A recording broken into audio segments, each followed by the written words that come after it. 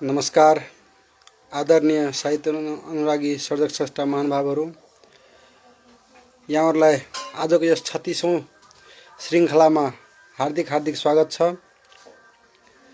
आज मिति 2078 साल मङ्सिर महिनाको 7 गते, तदनुसार नोभेम्बर 24 तारिक 2021 बुधबारका दिन मार्ग कृष्ण पञ्चमी पर्न गएको छ र यहाँहरूलाई आजको यस लौकथा पाठ्य श्रव्यदिश पाठशालामा धेरै धेरै स्वागत छ र सम्पूर्ण दर्शक महानुभावहरूमा यस लाइभमा जोडी आफ्ना अमूल्य प्रतिक्रियाहरू, सुझाव तथा सल्लाहहरू दिन समेत हार्दिक हार्दिक अनुरोध गर्दछु। आजको यस वाचन कार्यक्रमको वाचक म साम्प्रीत मण्डल।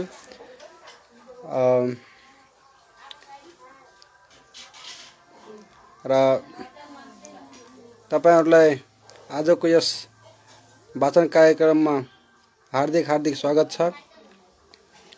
आज म 5 वटा लघुकथाहरू लिएर यहाँहरू समक्ष उपस्थित भइसकेको छु। यहाँ लाइभमा एकजना जोडिनु भएको छ र हजुरहरूलाई आफ्नो प्रतिक्रिया साथै सल्लाह सुझावहरू, टिप्पणीहरू दिन समेत हार्दिक हार्दिक अनुरोध गर्दछु।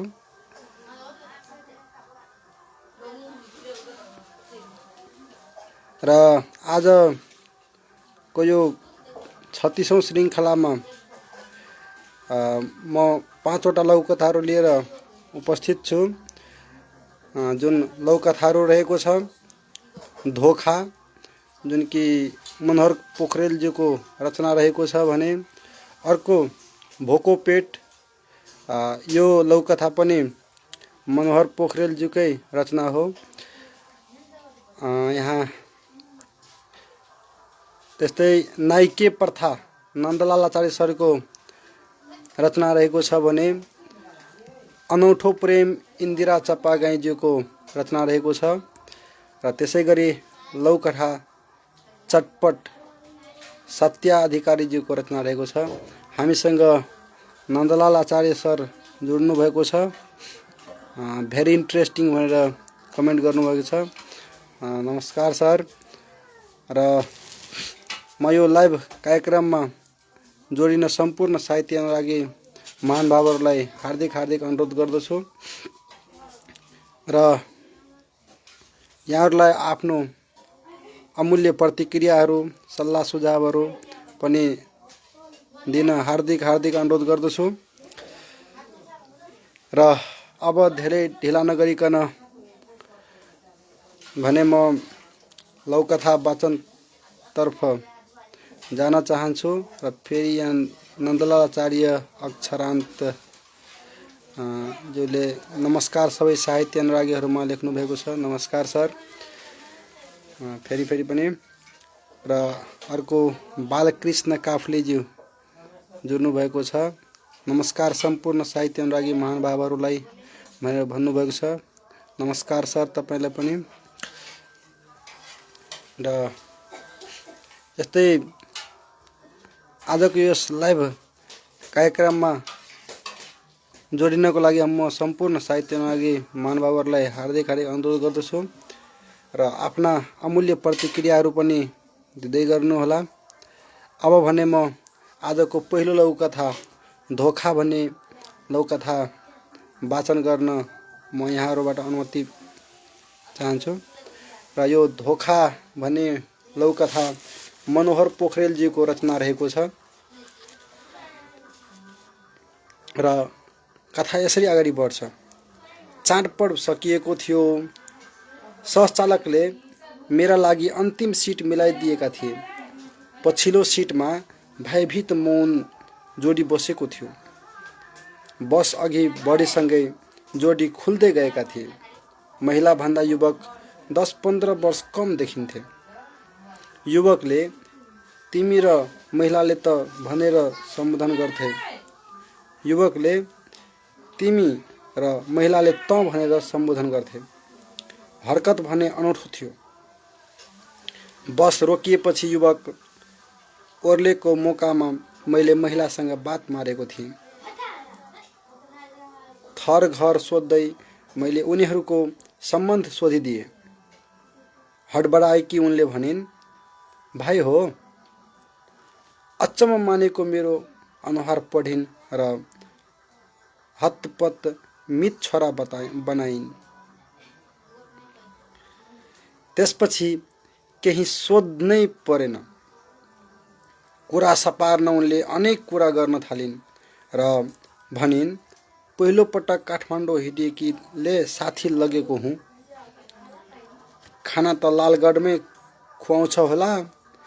हेटौडा बस पार्क नछिराई सोझै निकाल्यो। नयाँ बस पार्क लैजान्छ कि कोटेश्वर आदि बीचबीचमा उनले गरेको कुराले धेरै पटक काठमाडौँ गएको प्रश्न हुन्थ्यो।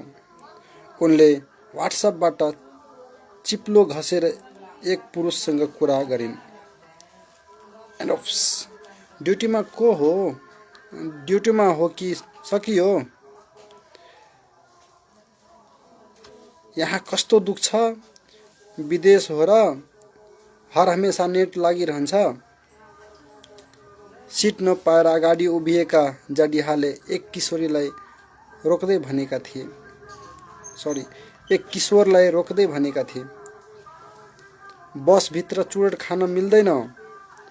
कतिजनालाई बान्ता हुन सक्छ। किशोरले जवाफ फर्काएका थिए, खाएन भने मलाई नै बान्ता भइहाल्छ। निकै बेर छटपटिएपछि किशोरले गोटीहरू निले।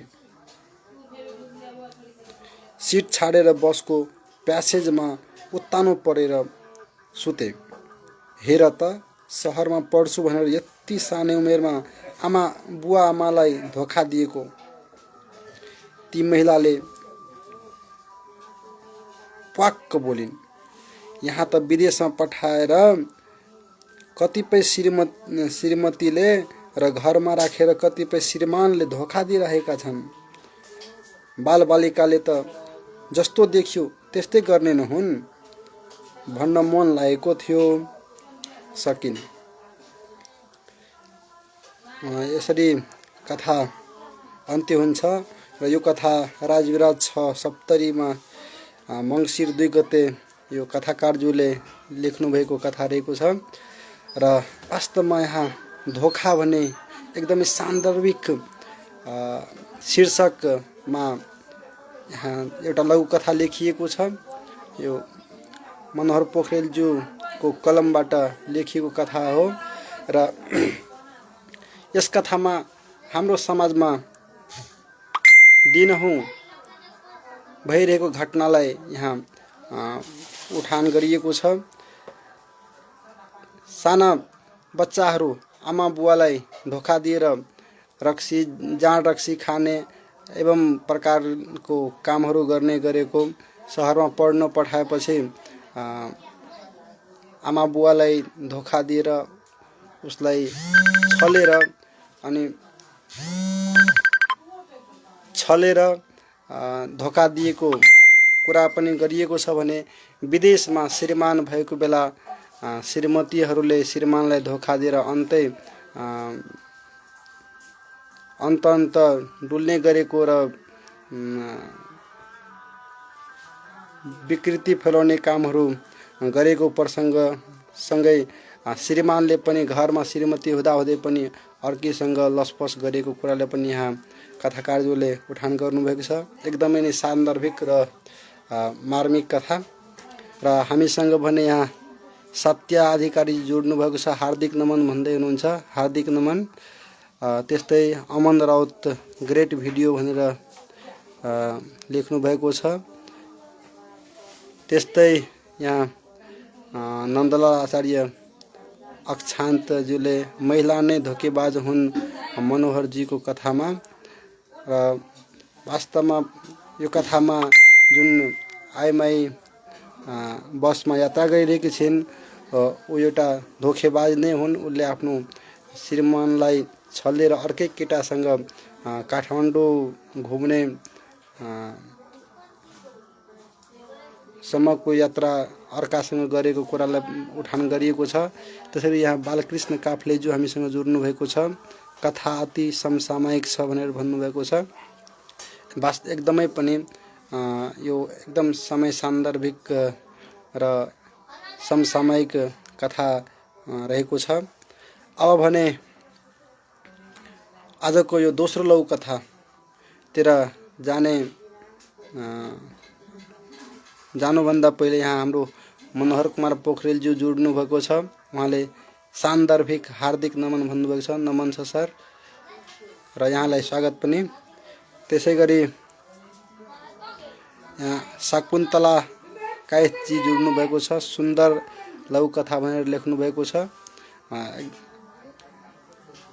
र म यो लाइभमा आजको यो लघुकथा पाठ्य सर्वोदय पाठशालाको लाइभमा जोड्न सम्पूर्ण साहित्य अनुरागीहरूलाई हार्दिक अनुरोध गर्दछु। साथै आफ्ना अमूल्य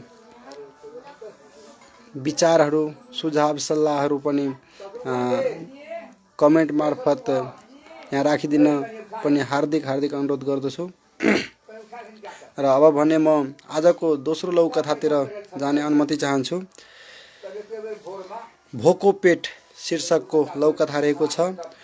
यो लघु कथाको कथाकार मनोहर पोखरेलज्यू हुनुहुन्छ र कथा भने यसरी अगाडि बढ्छ। टिफिनको घन्टी लाग्न साथ गोकुल हतारिएर स्कुलको गेट बाहिर निक्लियो। गेट बाहिर चाउचाउ चाउमिन चटपटेका ठेला पसलहरू लहरै लागेका थिए। ठेलाको वरिपरि विद्यार्थीहरू झुमिएका थिए। कुनै बहाना बनाएर उसले बुवासँग पैसा मागेर ल्याएको थियो। गोकुलले आधा प्लेट चाउमिन अर्डर गर्यो। पसले बारम्बार खानेकुरा तरेको पुरानो तेलमा चाउमिन तार्न थाल्यो।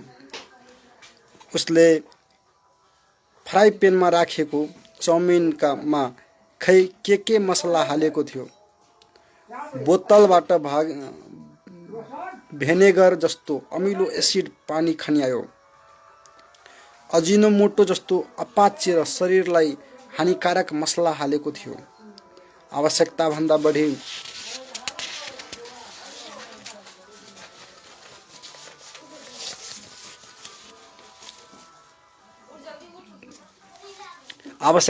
बढी नुन खुर्सानी र गरम मसलाहरूले चाउमिन तिखर बनाइएको थियो। अन्तिममा रातो रङ जस्तो झोल हालेको थियो। माथिबाट के छर्केको थियो। चाउमिन हेर्दैमा खाउ जस्तो लोभ लाग्दो बनेको थियो। गोकुलले तयार भएको तातो चाउमिन स्वाद लिँदै खाएको थियो। कहिले चाउमिन, कहिले चाउचाउ त कहिले समोसा, मोम चटपटे खान थालेको थियो। घरको खाजा उसलाई फिक्का लाग्न थालेको थियो। घर आएपछि आमाले दिएको टिफिनको खाजा सबै खाए भन्थे, तर बाटोमै मिल्काउँथ्यो। आमाले बनाएर दिएको खाजा नखानाले ऊ कमजोर बनेको थियो। पेट पोल्ने र ग्यास्ट्रिकले दुख दिन लागेको थियो। आज पनि उसले पसलकै फास्ट फुडले पेट भरेको थियो।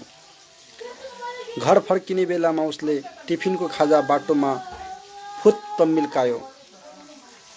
च्यातिएको मैलो कपडा लगाएको ग्वाते फोहोरमा प्लास्टिक टिपिरहेको थियो। नजिकै कुकुर आहार खोजिरहेको थियो।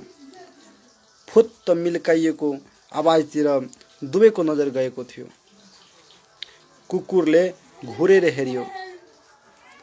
त्यो भन्दा पहिले चिरा हुने गरी फाटेका खुट्टा बुरुक्क उफ्रियो। कुकुर भन्दा पहिले कलेटी पारेका ग्वातेका हातले पोका टिप्यो। र यो एकदमै नै सान्दर्भिक कथा र यो कथाको कथाकार मनोहर पोखरेलज्यू हुनुहुन्छ। उहाँले यो कथा कार्तिक 27 गतेतिर लेख्नु भएको छ राजविराज 6 मा बसेर। र यो भोकोपेट शीर्षकको यो लघुकथा भने एकदमै सान्दर्भिक रहेको छ र यसमा कथाकारज्यूले भने हाम्रो समाजमा अहिले शहरीकरण हुँदाका बखतमा अहिले जुन मानिसहरूले खानेकुराहरू फाल्ने गरेको र कुनै एउटा तबकाले खानेकुराहरूलाई फाल्ने गरेको र अर्को तबकाका मानिसले खानको लागि तर्पिरहेको कुरालाई यहाँ यस कथामा उहाँले उठान गर्नुभएको छ। साथै आजको यो जङ्क फुड फास्ट फुडहरूले जुन चटपटे त हुन्छ तर हाम्रो शरीरलाई कतिको असर पारिरहेको छ भन्ने कुरा पनि यसमा कथाकारज्यूले चर्चा गर्नुभएको छ। र वास्तवमा पनि एउटा अभिभावकले आफ्ना बच्चाहरूले जुन खाने गरेका खानेकुराहरू छन् उसले दिनहुँ आफ्नो टिफिन खाएको छ कि छैन त्यसमा अलिकति चनाखो भइदिनुपर्छ। बच्चाले यदि ठगिरहेको छ भने त्यसलाई सम्झाउने बुझाउने गर्नुपर्छ र यो फास्ट फुडहरूबाट बालबालिकालाई टाढा नै राख्नुपर्ने हुन्छ।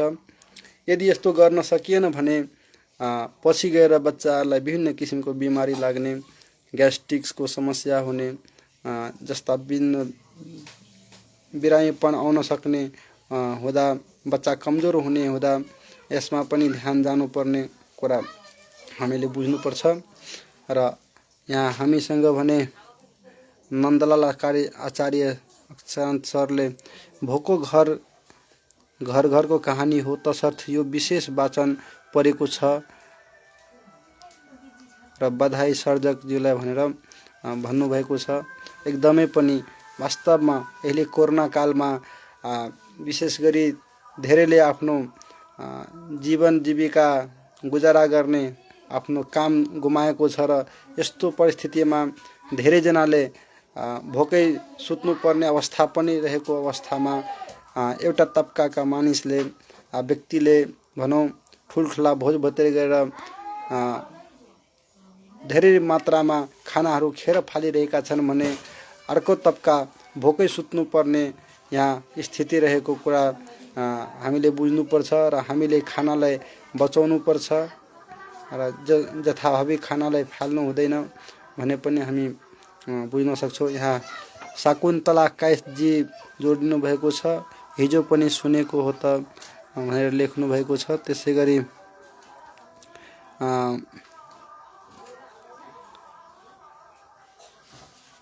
हामीसँग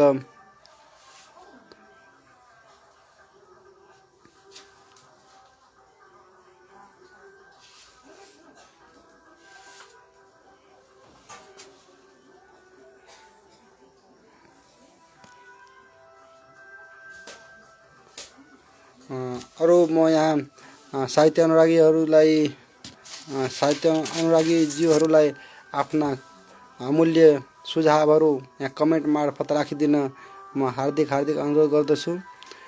र अब भने तेस्रो लघुकथा वाचन गर्न म गइरहेको छु जसको शीर्षक रहेको छ नाइके प्रथा, जसको कथाकार हुनुहुन्छ नन्दलाल आचार्यज्यू। र यो नाइके प्रथा लघुकथा यसरी अगाडि बढ्छ। स्वागत छ, एक नयाँ सदस्य थपिएकोमा हामीलाई अपार खुसी छ। स्वागत छ तिमीलाई। यस्तो आवाज सुनिन साथ राजविराज जेलको भित्री गेट खोलियो। चारजनाले एकैपटक घेरे।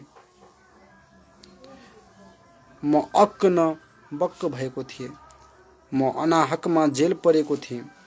परिवारजन तथा इष्टमित्रहरूसँग टाढिएको थिएँ। यस पीडाले म थिलथिलो भएको थिएँ। त्यसैले अरूका कुरा सुन्ने मुडमा छँदै थिइनँ। नाना थरीका कुरा गर्दै उनीहरूले भित्र पसाए।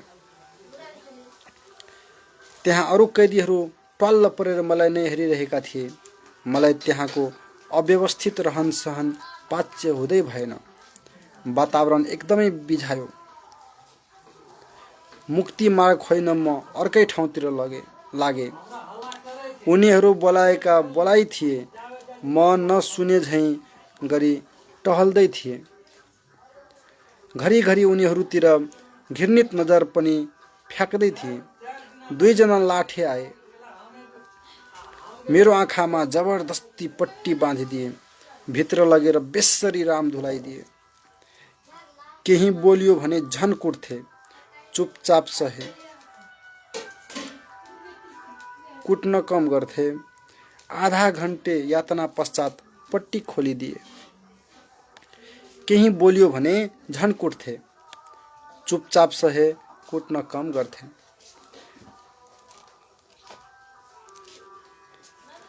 आधा घन्टे यातना पश्चात पट्टी खोलिदिए।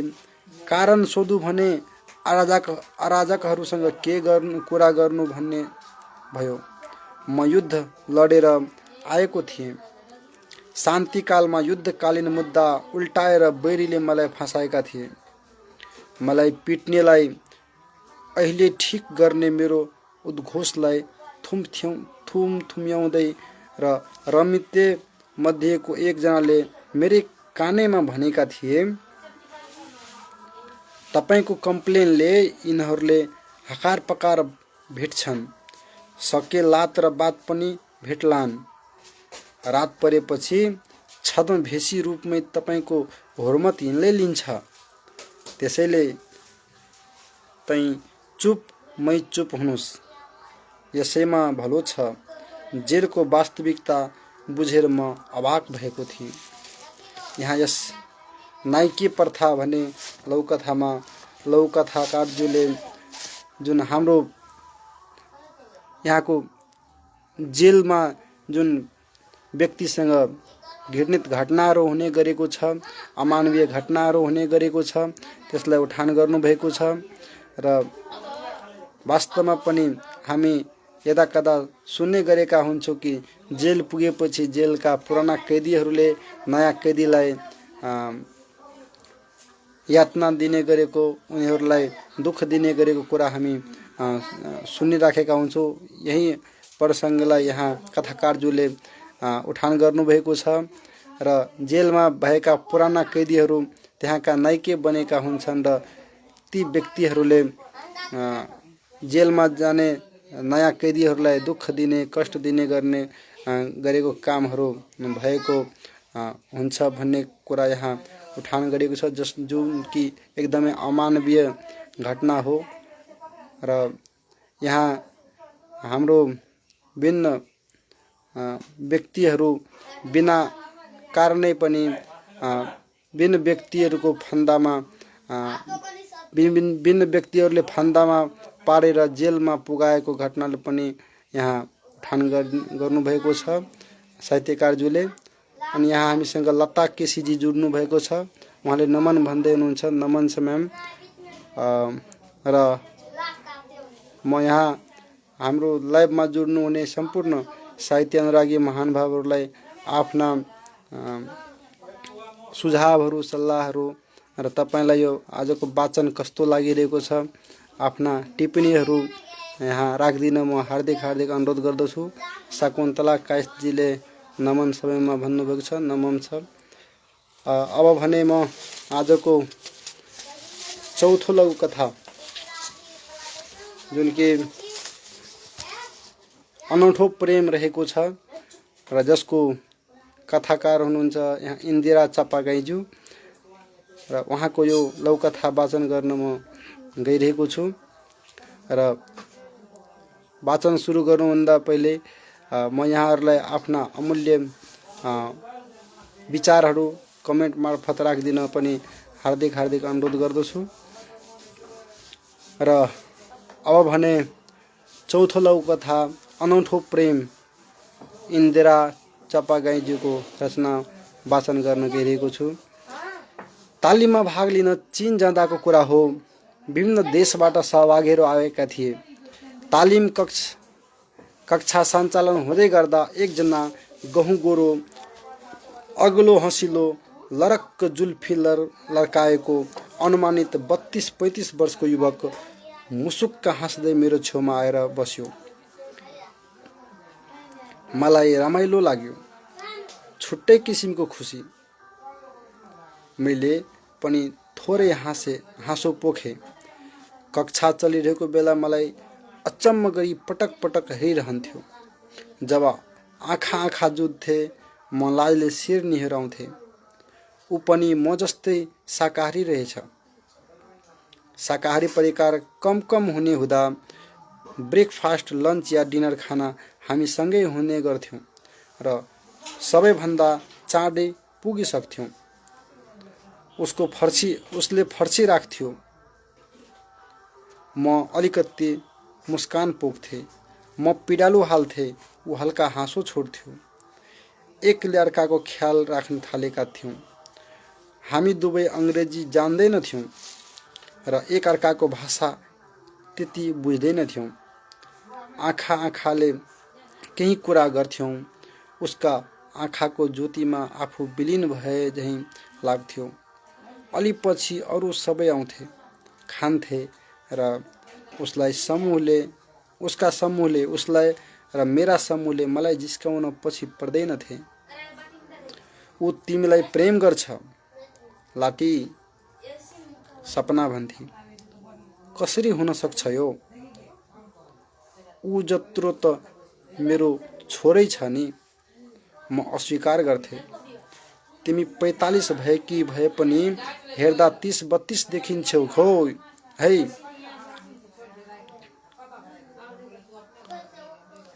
30-32 देखिन्छौ हौ। फेरि उसले थप्थे। मलाई आश्चर्य र खुसी एकैपटक लाग्थ्यो। मनै सोच्थे, के यो उमेरमा पनि प्रेम हुन्छ? हुँदैन भने के भएको हो यस्तो? एक पटक बगैँचामा बसिरहेको बेला उसको हजुरबुवासँग 81 भिडियो च्याटमा कुरा गर्न दियो। म छक्क पर्दै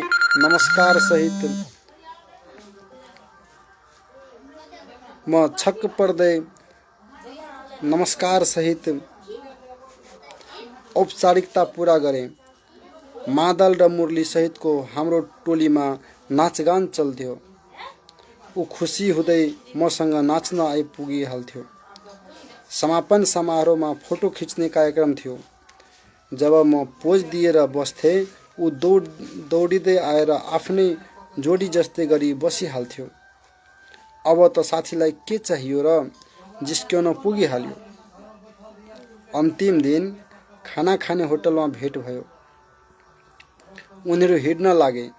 सबैभन्दा पछि ऊ उठ्यो र मतिर हेरेर एक फ्लाइङ किस दियो। आँखी भौँको बीचमा र नाकको टुप्पोमा देखाएर बुढी र चोर औँला जोडेर राम्रो छको भाव व्यक्त गर्यो। भावुक हुँदै मलाई हेरियो र सुटकेस गुडाउँदै हिँड्यो। मलाई पनि साह्रै नमिठो लाग्यो। के राम्रो भनेको होला? जिज्ञासा पनि भयो। आँखी भौँ र नाकको टुप्पोमा मेरा कोठी छन्। उसलाई त्यही राम्रो लागेको हो या मेरो आँखा भौँको बीचको रातो मखमली टीका र नाकको फुली पो राम्रो लागेको हो? किन राम्रो लागेको हो? के साँच्चै ऊ मलाई प्रेम गर्छ? सोचमग्न हुँदै टोलाउँदै थिएँ। होटलको कुकले एउटा सानो सुन्दर डायरी दियो।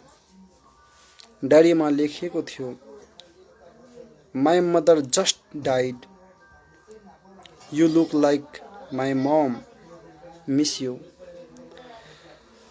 यहाँ इन्दिरा चपागेजुले यो अनौठो प्रेम शीर्षकको यो कथामा प्रेमको विभिन्न रूप हुन सक्छ।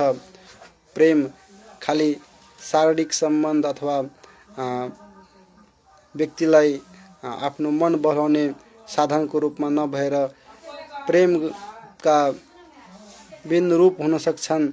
जस्तै कि एउटा आमाले छोरालाई गरेको प्रेम हो, एउटा पुरुषले स्त्रीलाई गरेको पनि प्रेम हो, भाइले बहिनीलाई जुन माया सद्भाव देखाएको त्यो पनि प्रेम हो।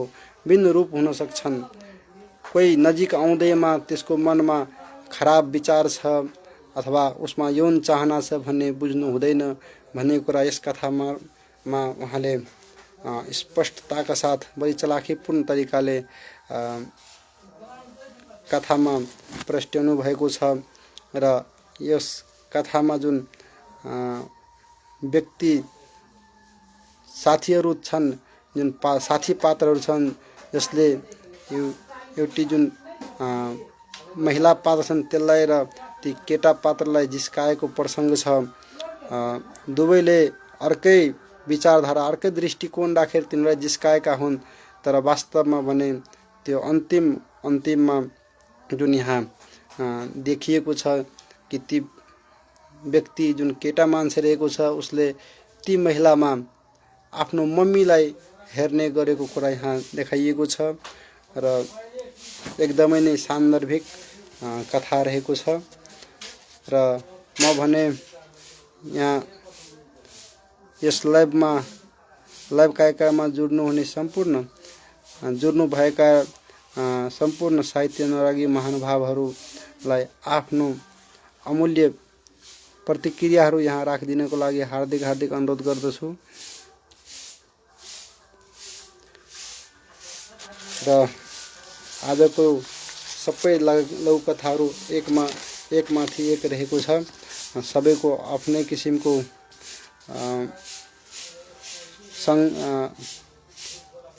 सबै कथाहरूले आफ्नो ठाउँमा अमूल्य सन्देशहरू छोडिरहेको छ भने अब भने म आजको लघुकथा, पाँचौं लघुकथा जुन कि अन्तिम लघुकथा पनि हो, चटपट, जुन कि सत्य अधिकारीज्यूको रचना रहेको छ, यसलाई वाचन गर्न गइरहेको छु। कसरी थाहा पाउँछ कुन्नी यो सन्दीप भैयाले मेरो स्वाद, पाक्क अमिलो पिरो र नुन ठिक्क मिलाउँछ। घरको काम, अफिसको धपेडी र श्रीमानको कचकचले दिक्क यो मेरो दैनिकीलाई एकछिन भने पनि रनक्कै बनाइदिन्छ। सुदीप भैयाको चटपटीले। सधैँ झै अस्ति पनि अफिसबाट घर फर्किँदै थिएँ म। ढिला भइसकेको थियो, त्यही पनि मेरा पाइला उतै बढे भैयाकोतिर। उनले पनि मलाई मेरो व्यस्ततालाई बुझेर होला एक कोन स्वादिलो चटपट हातमा थमाइदिए। निधारको पसिना पुछ्दै खपाखप कोन भरिको चटपटी खाँदै थिए। कागजको कोनमा लेखेको परिचित अक्षरले मन तान्यो। नुन र चुकले फुलेका ठुला अक्षरले तरङ्गित भए म। विगतमा हुत्याइदियो मलाई। बाँकी रहेको चटपट डस्टबिनमा फाल्दे र खूब मायाले त्यो कागजलाई पढे। लेखिएको थियो, प्यारी मुना, तिमीले स्वीकार गरेमा जुनीसम्म तिमीलाई माया र साथ दिनेछु। उही तिम्रो अभागी भानु। पैतालादेखि माया उर्लेर आयो। चिसो पन्ना पट्याएर गोजीमा हाले। चटपट जस्तै नुनिलो आँसु छल्काउँदै घरतिर लागे। एकदमै नै रोचक र मिठो कथा रहेको छ यो चटपटी भन्ने कथा। यो कथामा एउटी महिलाले आफ्नो विभिन्न अवस्थामा विभिन्न व्यक्तिबाट तनाव भोगिरहेको कुरा बताइएको छ र उसले एकछिन भए पनि ती चटपटे कहाँ गएर आफ्नो चटपटी खाने बेलामा आफ्नो ती सबै दुख पीडाहरू भुल्ने गरेको कुरा यहाँ बताइएको छ भने यसमा जुन अन्त्यतिर एउटा पत्र जुन लेखिएको छ कुनै प्रेमीले आफ्नो प्रेमिकालाई, त्यो पढेर यो कथाको पात्र एकदमै भावुक बनेको छ र यहाँ यस कथामा यो पात्रले यहाँ लेखिएको अभागी भानु तिमीले मलाई साथ दिएको भए म तिमीलाई जुनी जुनीसँग माया गर्ने थिए भन्ने कुरा यहाँ झल्काइएको छ। यसबाट के पनि स्पष्ट हुन्छ भने जुन पात्र रहेको छ उसले कसैसँग प्रेम गरेको हुन्छ र उसले ती व्यक्तिसँग आफ्नो जीवन नबिताउन पाएकोमा एकदमै दुखी रहेको प्रसङ्ग यहाँ कोटियाइएको छ र जोसँग प्रेम हुन्छ उसैसँग बिहे हुँदा जीवन राम्रो हुन्छ भन्ने कुरा पनि सन्देश यस लौकथाले दिन खोजेको छ। र आजको यो 5वटै लौकथा सिद्धिएको पनि छ र हामीसँग यो लाइभमा बसेर अघिदेखि हाम्रा साहित्य अनुरागी महानुभावहरूले हामीलाई सहयोग गर्नुभएको छ र हामीसँग भने यहाँ अमृता घिमिरेजी जुड्नु भएको छ। नमस्कार भन्नुभएको छ। नमस्कार म्याम। अनि आजको यो लौकथा भने यहाँ सिद्धिएको छ र आजका 5वटै लघु कथाहरू एकमाथि एक थिए र सबैले विशेष किसिमको सन्देश बोकेको लौकथाहरू थियो भने म फेरि पनि आज वाचन भएको लौकथाहरूको शीर्षक दोहोऱ्याउन चाहन्छु। यहाँ आज वाचन भएको पहिलो लौकथा रहेको थियो धोखा, जसको रचनाकार हुनुहुन्थ्यो मनोहर पोखरेलज्यू। त्यसैगरी अर्को लौकथा रहेको थियो भोको पेट, जसको लेखक पनि मनोहर पोखरेलज्यू नै हुनुहुन्थ्यो भने तेस्रो लौकथा नाइके प्रथा रहेको थियो जुन नन्दलाल आचार्यज्यूको रचना रहेको थियो भने चौथो लौकथा अनौठो प्रेम जुन इन्दिरा चापागाईज्यूको रचना रहेको थियो र आजको अन्तिम रचना चटपट जुन सत्य अधिकारीजीको रचना थियो। हामीले आज यो 5वटै वाचन सकेका छौँ र यहाँ हामीसँग लाइभ जुड्नुहुने सम्पूर्णलाई धेरै धेरै धन्यवाद। म आफ्नो व्यक्तिगत तर्फबाट पनि र यो लौकथा पाठ्य श्रवविधि पाठशाला परिवारको तर्फबाट पनि यहाँहरू सम्पूर्णलाई म मुडी धन्यवाद दिन चाहन्छु। र अब भने म आजको यो लौकथा वाचन